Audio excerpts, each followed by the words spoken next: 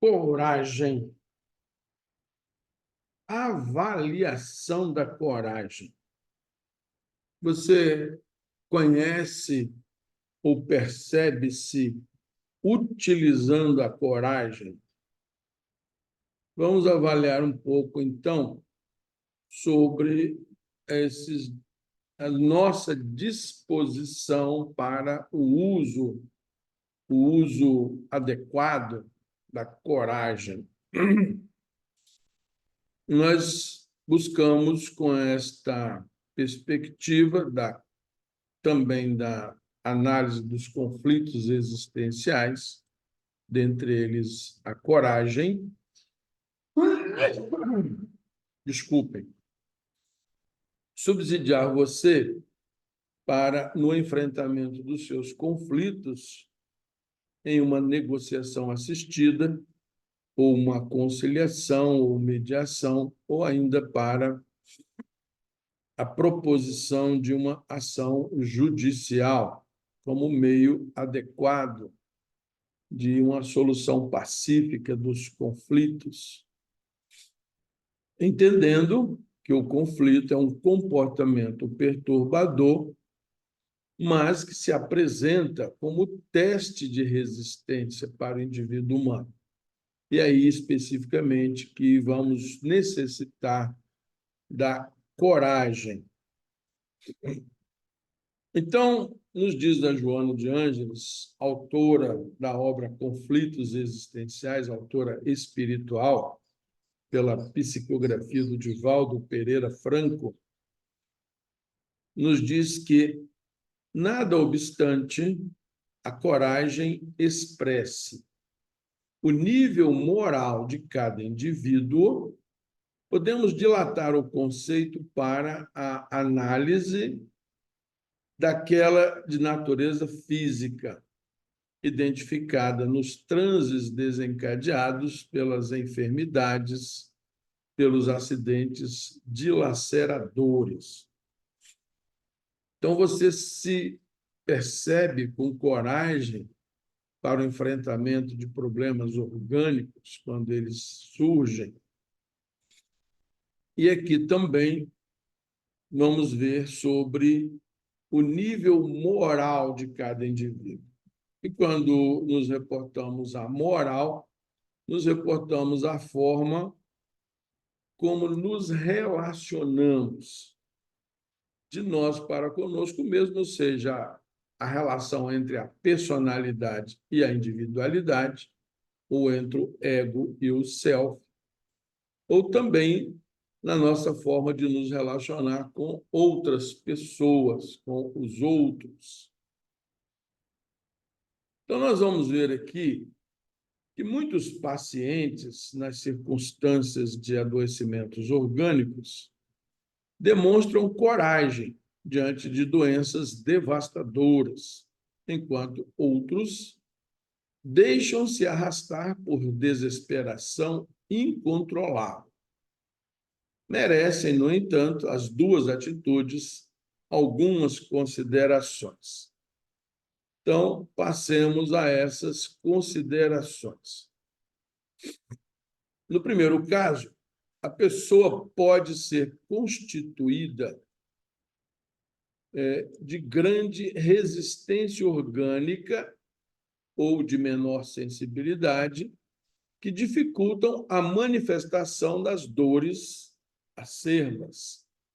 Então, uma pessoa que tem menor sensibilidade ou maior resistência orgânica, naturalmente, vai sofrer menos, vai precisar de menos coragem. Mas, no segundo caso, diante de conflitos emocionais que desestruturam o comportamento, abrem espaço para que os fenômenos aflitivos, ou seja, dores e padecimentos, assumam uma gravidade que, em realidade, não existe. O próprio desconcerto emocional contribui para a exacerbação da sensibilidade, transformando-se em aflição desmedida. Então, nós vamos encontrar aqui pessoas mais sensíveis diante, às vezes, de situações como aparentemente de uma doença, ela já entra numa situação de desespero, de uma dificuldade maior para a manutenção do seu equilíbrio, do seu equilíbrio emocional. Então, são as pessoas mais sensíveis. E, nesse caso, a necessidade da coragem para esse enfrentamento é mais requerida. Ela vai ser necessária de uma ampliação da coragem para a manutenção do equilíbrio. Mas, em ambos os casos, no entanto, o equilíbrio moral faculta a coragem ou retira durante a injunção aflitiva. Então, veja só, a pessoa menos sensível vai precisar de alguma coragem. A pessoa mais sensível vai precisar de mais coragem para a manutenção do equilíbrio ou retirada a coragem durante a injunção aflitiva, é o caso das fugas, né? A pessoa vai aumentar o seu próprio sofrimento.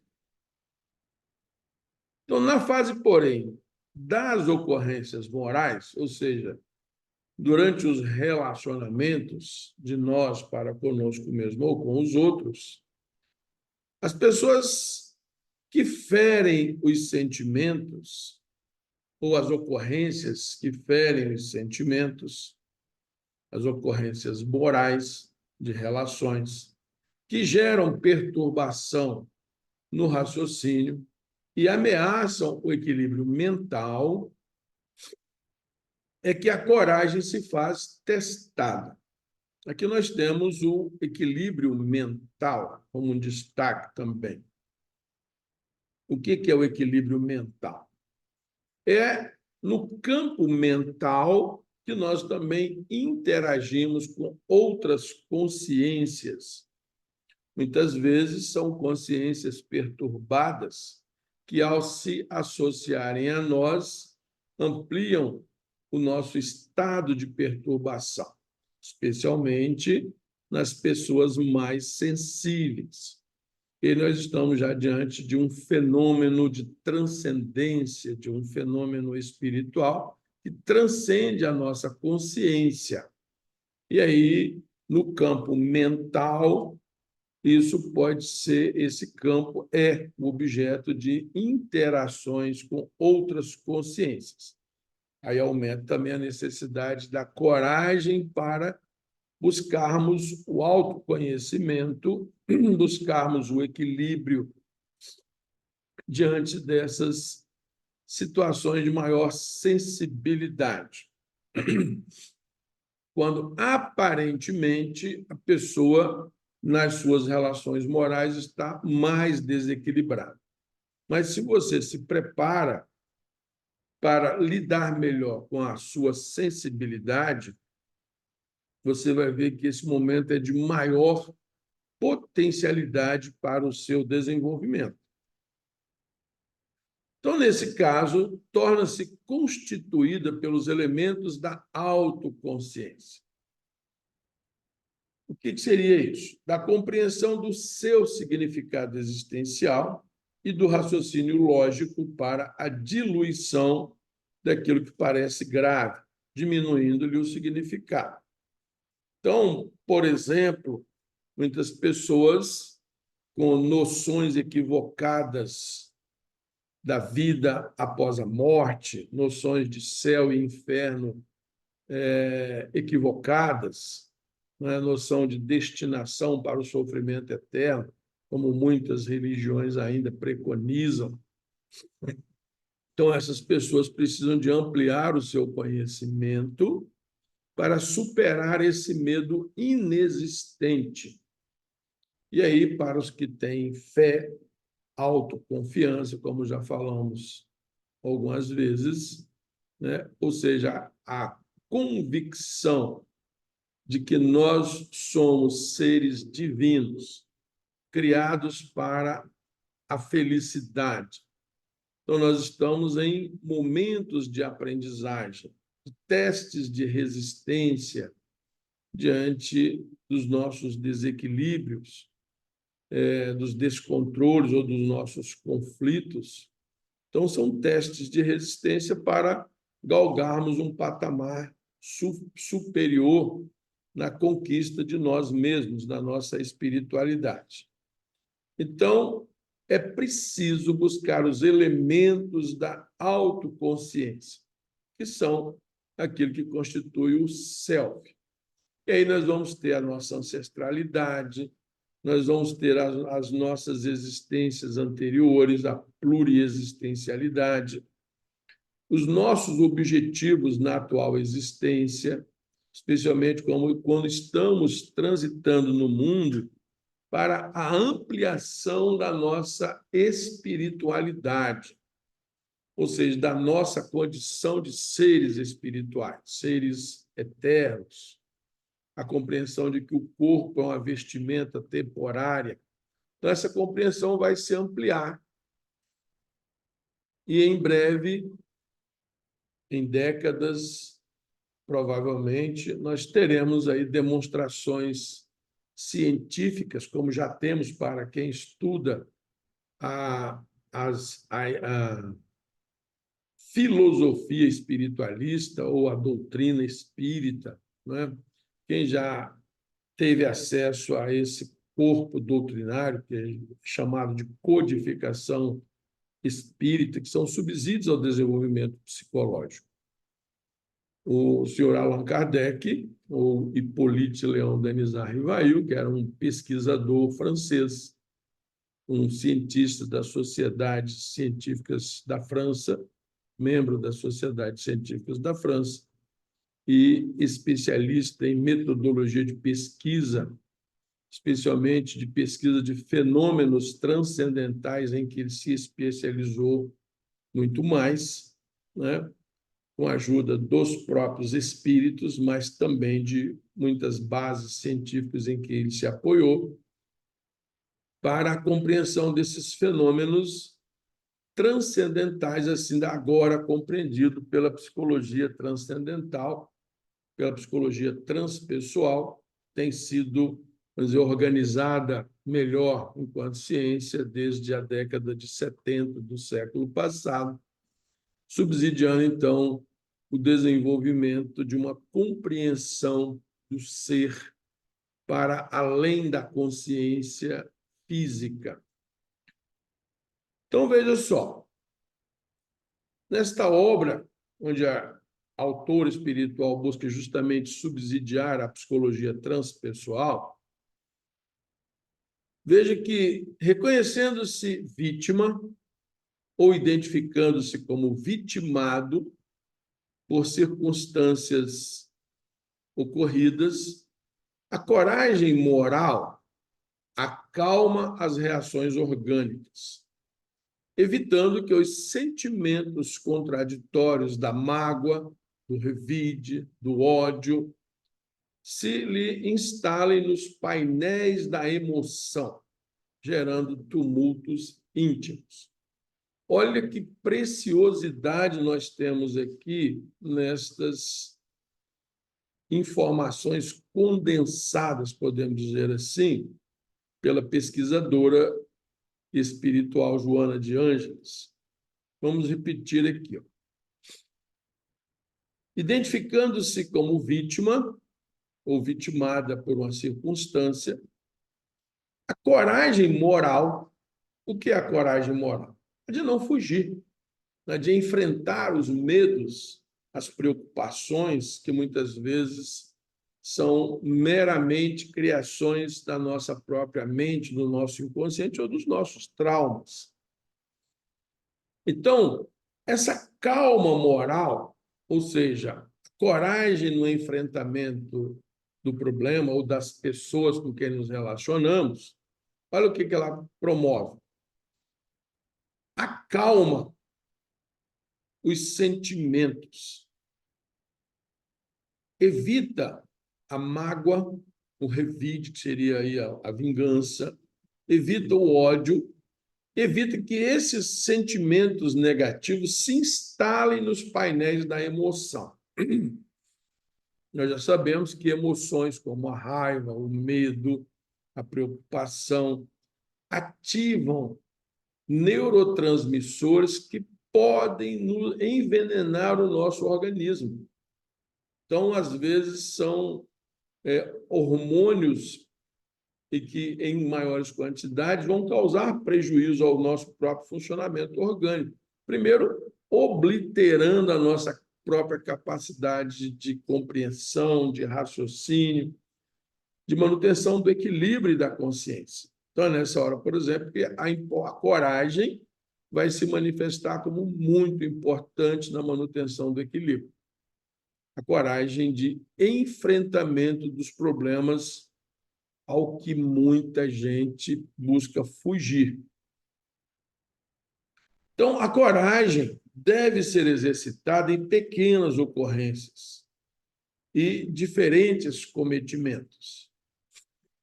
Hoje nos deparamos com muitas pessoas com muita dificuldade de aceitar um não. Então, quando você tem um interesse não atendido, a tendência à revolta, ao revide, para muitas pessoas é muito grande. Essas são pessoas sem coragem. Porque aceitar o não impulsiona para a luta, para observar onde foi que eu errei na minha relação moral. Por que eu não estou conseguindo um sim para aquilo para os meus interesses? Então, nós vamos ter aí, inclusive, uma pesquisa e uma metodologia de enfrentamento dos conflitos desenvolvido pela Universidade de Harvard, desde 1970 também, quando surgiu também a psicologia transpessoal, com metodologias de como enfrentar o não ou como chegar ao sim. Mas, para isso, você precisa exatamente manter o seu equilíbrio, não perder o seu equilíbrio emocional, porque aí sim você vai perder a sua própria capacidade de raciocinar. Então, é preciso a manutenção da coragem. Repetindo, são metodologias hoje utilizadas aí em pós-graduações para aquelas pessoas que se propõem a subsidiar as negociações assistidas, as conciliações, as mediações, papéis que estão surgindo já no cenário jurisdicional. Então, o Conselho Nacional de Justiça, os tribunais de justiça, já estão se equipando com equipamentos, escritórios de advocacia, hoje na Ordem dos Advogados do Brasil, nas subseções estaduais. Já existem as comissões de direitos sistêmicos que estão justamente pesquisando como lidar com esses conflitos, ou como ajudar as pessoas jurisdicionadas ou aquelas que estão em conflitos diante de uma perspectiva jurisdicional. Então, esse é o objetivo desse trabalho também. É o que nós chamamos de justiça colaborativa. Então, aceitar o insucesso como uma experiência necessária para assegurar futura vitória. Isso faculta e estimula a coragem para novas tentativas. Veja só, é isso que o projeto de Harvard, também é um projeto de Florença, um outro projeto desenvolvido na Itália, também mais ou menos na mesma época, para subsidiar o que nós chamamos hoje já de justiça colaborativa, ou seja, é chamado a psicologia, a psicanálise, a psiquiatria, às vezes a economia, para dimensionar realmente o problema do ponto de vista também econômico. Então, é muito comum a gente ver pessoas falando assim, eu quero ingressar com uma ação de danos morais. E, às vezes, a gente vê que é meramente um desejo de vingança, um revide. E essa ação vai ter um custo muito alto, principalmente um custo emocional para as partes envolvidas, mas também um custo processual para o sistema de justiça. Mas, principalmente, isso vai trazer desequilíbrio para a pessoa em busca de justiça, que, na verdade, está em busca de vingança. e é uma forma de fuga do enfrentamento dos seus próprios limites, dos seus próprios conflitos íntimos, que é o não saber lidar com o não. Então, vejamos,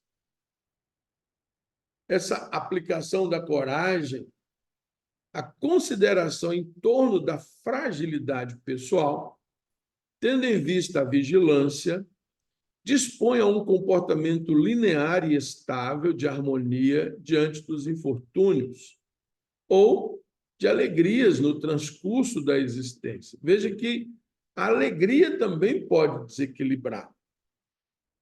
E aí a gente vê, né, nos encontros de família, que começam ali com alguns festejos, mas não raro, em algumas famílias, esses encontros acabam, como dizem alguns aí, em BOs, né? Em ocorrências que, por vezes, até é necessário mesmo a intervenção policial, quando não acabam em situações mais graves, físicas ou psíquicas, e daí advém, às vezes, grandes conflitos familiares. Então, pelo desequilíbrio da alegria, muitas vezes. Então, é preciso também estarmos atentos à harmonia diante do infortúnio, né? Essa é a proposição. O infortúnio, ou mesmo proporcionado pela alegria. Então, assumir a identidade pessoal, evitando a conduta espelho. O que é essa conduta espelho? É a que reflete os outros em detrimento de si. Ou seja, é buscarmos negar a nossa própria identidade para nos adequarmos convenientemente a outras pessoas que não queremos contrariar ou que supomos estaríamos contrariando. Isso propicia, quer dizer, evitar a conduta espelho propicia coragem para prosseguimento de ânimo forte. Ou seja, é aqui a necessidade do autoconhecimento, você saber realmente o que você quer, qual é o seu real interesse. É isso que é o centro, inclusive, dos programas tanto de Harvard quanto de Florença, que é a identificação dos interesses reais. Então, às vezes, eu vou mascarar os meus reais interesses, que vai aumentar os meus conflitos, em razão de uma adaptação conveniente ou por uma posição social que eu almejo ou que eu busco manter, à custa de um desequilíbrio muito grande, às vezes. Então, vejamos. Diante dessa conduta espelho, logo surgem as manifestações secundárias da coragem ou do enfrentamento de manutenção da sua própria identidade. Como, por exemplo, servir sem preocupação de encontrar-se bem no contexto social. Muitas vezes a gente quer usar máscaras sociais para fugir do enfrentamento do nosso real interesse. Ou, em outras circunstâncias, nós fazer o conveniente em detrimento daquilo que deve. Então, eu tenho o dever de conciliar-me com a minha própria intimidade, com a minha própria identidade. Para isso, claro, preciso do autoconhecimento. Preciso me enxergar no momento em que essa situação moral se me apresenta, essa situação de relacionamento, e nós vamos encontrar essas situações muito frequentemente nos ambientes profissionais. Eu preciso fazer o que o chefe espera de mim. E, às vezes, é a minha própria identificação, não necessariamente aquilo que se espera de mim. E aí eu preciso observar o meu contrato de trabalho. Qual é o objetivo, quais são as metas que são esperadas de mim pela empresa, pela organização de que eu participo. Isso vai se dar também nos relacionamentos de atividades voluntárias. Então, nós precisamos conhecer os nossos limites, conhecer os nossos reais objetivos e as metas que nos foram que estabelecemos para nós mesmos ou que são estabelecidos em razão de um determinado objetivo, de um determinado projeto ou programa. É preciso que seja conhecido por todos os envolvidos nesses cometimentos. É assim, então, que eu vou adquirir a harmonia interior, que resulta do fenômeno da consciência tranquila. Então, veja que a harmonia interior, se eu ajo em razão de uma máscara social, isso vai acontecer também na família. Se eu não expresso as minhas insatisfações, as insatisfações dos meus interesses reais, como a gente costuma dizer vulgarmente, vão jogando para debaixo do tapete, isso vai acumulando no meu próprio organismo situações que podem desencadear doenças. E, às vezes, ansiedades, nós vamos ter crises aí, às vezes, de ansiedades importantes. Confunde-se, assim, coragem com intemperança, com agressividade, com intempestividade, que são, não poucas vezes, essa confusão proporciona reações do medo expresso ou escamoteado. Quando é que eu estou escamoteando o meu medo? Quando eu parto, inclusive, para situações de agressividade. Então, na verdade, eu estou expressando para quem tem olhos de ver que eu estou com medo de enfrentar as situações que eu preciso enfrentar. E, às vezes, é só dizer um sim, seja o seu sim, sim, e seja o seu não, não. E aí é preciso que se saiba o sim, sim, porque sim. O não, não e por que não. De acordo com os meus valores, com os meus princípios. E não com aquilo que se espera de mim. A coragem, assim, é também terapêutica, porque ela estimula o trabalho, a realização de obras dignificadoras, mesmo quando as circunstâncias se fazem desfavoráveis. Outra vez, o projeto de Harvard, o projeto de Florença, dentre outros, buscando aí essa justiça colaborativa ou as terapias colaborativas de um modo geral, também já utilizadas no sistema de justiça. Então, é requerido, né, a realização de obras dignificadoras, aquilo que me dignifica diante da minha consciência. E é isso que eu preciso ter claro, qual é o meu real interesse e não a posição que eu estou querendo adotar diante da sociedade, diante da família, diante dos meus relacionamentos morais. Então, quando se apresenta assim, então, na conduta, receios infundados, insegurança para decidir, dificuldades para comportar-se em equilíbrio, então subjazem fenômenos psicológicos de ansiedade, de culpa não diluídas. E o não diluído significa neurotransmissores produzindo desconforto orgânico. Então, vai gerar insônia, vai gerar dores de cabeça, dores musculares. Então, uma série de consequências que hoje são as doenças psicossomáticas. E aí já se compreende de algumas pesquisas que toda doença psicossomática são aquelas cronodegenerativas, aquelas que com o tempo vão aumentando o problema da saúde, se não tratada psicológica ou moralmente. E o moralmente aqui é ter a coragem de realmente adotar quem que eu verdadeiramente sou. E isso é requerido, para isso é requerido o autoconhecimento.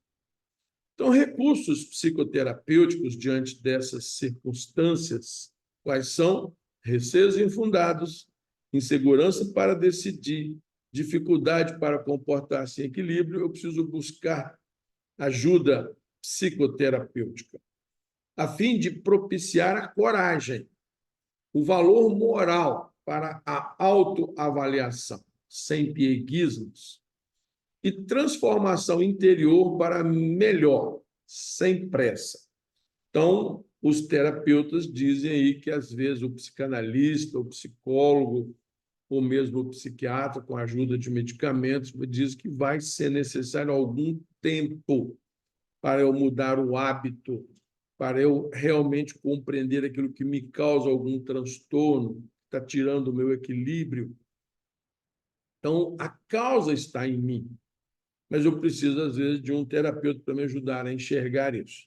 E muitas vezes, quando o terapeuta começa realmente a apontar ou começa a me permitir ver qual é o meu real problema, em muitas circunstâncias o paciente foge também do terapeuta. Então, como corolário da coragem moral superior, veja só, o que é esse corolário? O ponto alto, o ponto de chegada, teremos então o amor, o verdadeiro amor. O verdadeiro amor é o ponto sublime do sentimento. O sentimento nasce quando eu começo a analisar as minhas emoções, as minhas sensações. Então, a percepção de determinada emoção vai fazer surgir o sentimento. E, de acordo com a postura que eu adoto na minha vida, se é de amor, eu vou compreender as relações morais e melhorar essa relação a partir de mim, e não querer modificar o outro, que aí é o egoísmo e não o amor. O amor é eu ajudar o outro a ser feliz, não a cobrar qualquer coisa do outro. Então, o amor desempenha uma função primordial naquele que se candidata à aquisição da harmonia no processo da sua evolução, da sua conquista espiritual. Aqui eu vou aproveitar também para dizer que está sendo elaborada a 6ª edição da Feira Holística Namastê, que deve acontecer no dia 28 e 29 de setembro, na Prainha, em Vila Velha, no centro de convenções que tem na Prainha. Então, se você quiser, terão na feira muitas oportunidades terapêuticas de variadas formas que vão te ajudar ao autodescobrimento. Também tem os nossos workshops. O próximo deve ser no dia 29 de junho. Nós enviaremos as inscrições ou disponibilizaremos as inscrições. Mas você também pode contactar conosco aí nas nossas redes sociais, na base Direito Social Sistêmico, aí no nosso site, direitosocialsistêmico.com.br, ou no Instagram, Direito Social Sistêmico, onde você também tem acesso a outros vídeos disponibilizados lá para que você possa avaliar alguns dos conflitos existenciais. Também nas nossas contas de WhatsApp. Se você quiser interagir conosco, fazer alguma consideração, alguma sugestão, nós nos propomos a ajudar. Temos a presença hoje aqui, a ilustre presença nesse bate-papo aqui da Eliane Cavalcante. Eliane Cavalcante é uma psicóloga, uma psicanalista, uma terapeuta holística, uma consteladora, minha professora de constelação sistêmica, Eliane Cavalcante, ou Eliane Dias. Que prazer ter você aqui conosco. Um grande abraço, muita paz, muita serenidade. Que você possa também desfrutar da paz e da serenidade no seu dia. Muito obrigado pelo acompanhamento.